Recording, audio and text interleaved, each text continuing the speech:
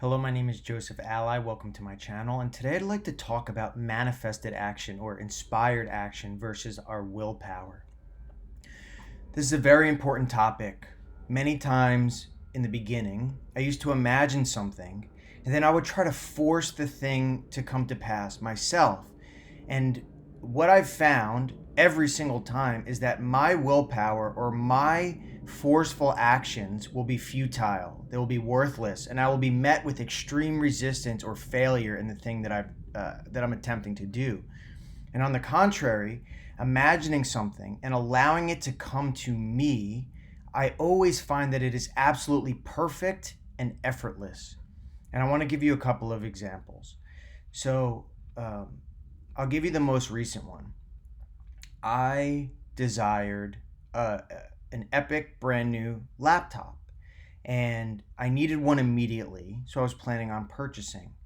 And it was kind of fuzzy exactly what I wanted, but through fear, I ended up picking one that was a little less quality than I desired to have, right? So anyway, I ended up picking it and I ordered it online and I did overnight shipping and the and that was it, right? So the next day, I'm sorry, an hour later, I get a phone call. It was from an employee of the company from which I was ordering it from, and they asked me to verify that it was actually me that made the purchase. So they said they sent me an email. Please go on and respond right now while we're on the phone, and then I'll have it shipped. So I it was a, immediately I started to think, okay, what is going on here? And I said, really nothing. Okay, but it was just an indication like there is some type of barrier or boundary in the way right off the bat. That could have been a red flag or not necessarily, depending on what would happen next. So I went online. While I was on the phone with the guy, and I responded back to the email that he sent me, and I said, yes, I made this purchase. But when I was on the phone with him, he did not get the email. We waited for 5 minutes, for 10 minutes, he never got the email. And I said to him, okay, listen, I sent the email. I need to make sure that this is coming tomorrow because I'm going to take off of work and I need to make sure that I'm going to be there to get it. And he said, oh, yes, no, absolutely. It's definitely going to come tomorrow. You paid overnight shipping. It's coming. And this was like 10 o'clock in the morning when I made this purchase. So, okay. He said, I'll respond back to the email as soon as I get it. So I never got an email back from him that night. And then the next day, I had taken off of work so I could wait for the package. And it was crucial that I had gotten that package that day because the next day I was going to be handing in my work laptop permanently, and I needed to get my files off of it and transfer it to this new computer. Long story short, I get an email the next day, the day when I am home from work waiting for it, and them telling me it's coming the next day. So right away, I was like, I made the wrong decision. This is what happens when I'm forcing something, right? And so I called them up and I said, listen, whatever. I said, listen, I need this laptop. Can we, I ordered this, this. And they were like, that's not where you ordered. So again, there was a mistake in the ordering. And then after that, I was like, okay, well, I needed this model chip because I'm a software engineer and I do some things. Oh, you didn't order that. So again, the thing that was ordered was messed up. They messed it up. I knew right off the bat, I was like, this is a big mistake. But yet there, I was like, when's the refund policy? They were like 12 days. I was like, I don't really feel like having my money tied up that long. I'll take it. Right. And then there were more problems, shipping problems. I said, okay, can you have it shipped can you just drop it at my house? No, we can't do that. Can I pick it up at FedEx? No, you can't do that. Can you drop it off at my work? Yeah, we could do that. When's it going to come? Oh, I can't tell you when. And this was a Friday. That was my last day before I took leave.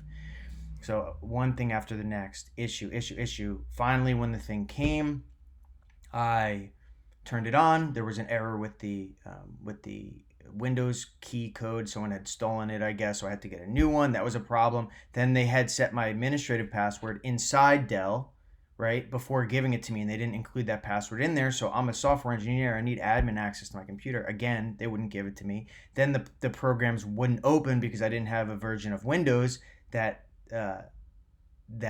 was necessary. Again, an error, a mistake. Then I finally got everything running, but the computer didn't have enough memory. because they messed up the order. So one thing after the other, was a huge mistake, right?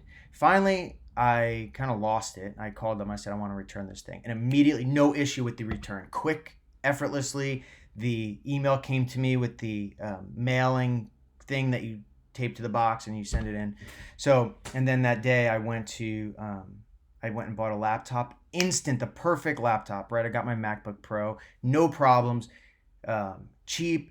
3 or 4 times as powerful as the other one that I had just bought, and it worked right out of the box perfectly. So that is what I'm talking about, right? I imagined for a good computer, but then I went in and I tried to buy something a little bit less than I wanted, and that was the problem. I did not get the thing that I imagined for, and there was great resistance coming in.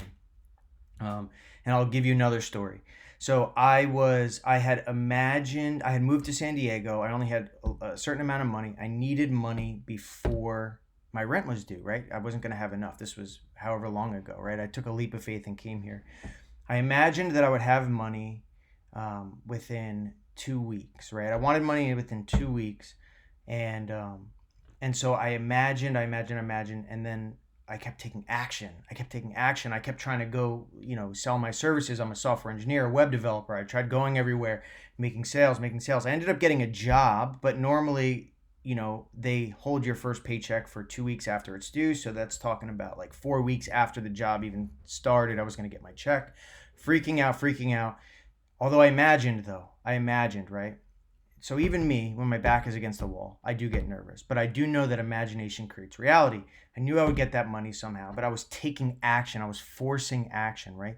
Meanwhile, the job that I received came directly to me. Like the first day in San Diego, I went out with a friend and I met a friend there. And they said, hey, we're looking for someone to start my company. Immediately, a web developer. See, perfect. It was absolutely perfect. I had to do nothing. I started right away. I didn't need to even do an interview process. And so just keep in mind the difference. I'm running around trying to get sales, doing everything that I can, and meeting a lot of resistance. I finally find a client. He's going to pay me, it's like $1,000 for some small amount of work. And I'm on him. I need that money. Can you give me that money so I can start? Long story short, I'm working at this company. That's like effortless, easily. It came to me perfectly. No issue. Good pay rate, whatever. And so that 2 weeks comes up and I didn't get the money that I needed. Then the rent deadline started coming down. I was like, oh my gosh, what's going on here? I'm still calling that client. I'm like, yo, let me get that money so I can start your work and then I can pay my rent. I didn't say that, but that's what I'm thinking. Whole time still working at that company. The day before the rent is due comes, didn't get it. The day rent came, it was a Thursday. I was at work and that would have been the end of the first pay period. And I'm thinking, okay, 2 weeks until my check comes. They ended up printing out my check right then and there, and didn't take any taxes out because I was a contractor. And I think like I said, I wanted like $1,000. I ended up that day getting a check for like $2,700 right off the bat. And then as soon as I left work, the other man called me and he brought me my check, which was for $1,000. So I asked for $1,000. I ended up getting $3,700. And if you could, there's a few things about this story that are interesting. Like my actions were met with sincere resistance, like big time. What I had imagined was already coming to pass. There was nothing that I could do to get rid of that, right? But yet I was frantic and running around and doing a bunch of crazy things to try to get what I needed. But in the end, it was already there. All I had to do was trust and allow it to come to me like it was. And then the third story I want to tell you real quick is after that job, like a year later, I wanted a different job. So I put my resume online and I imagined that I would be gainfully employed and I would have a specific amount of money. And so I went online, put my resume on, and then I emailed all these different companies and all these different recruiters. And, I was getting some contacts here and there, getting these first interviews. And then someone called me and they told me that it was for a company called, the company was in the addiction space.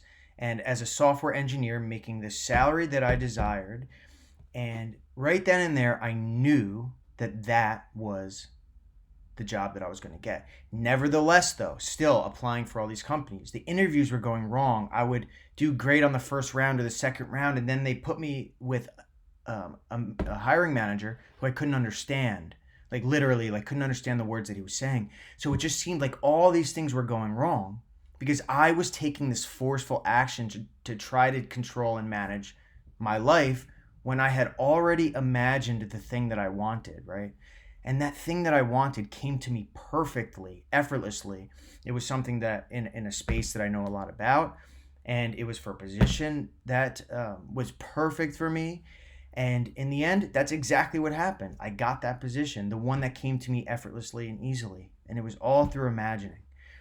So, anyway, listen, I just wanted to kind of give you the overview of these stories so you can see firsthand what it's like to imagine and receive versus taking this action to try to get the thing that you want. The action that we take in this world is futile, it's worthless. The thing that matters most is imagining.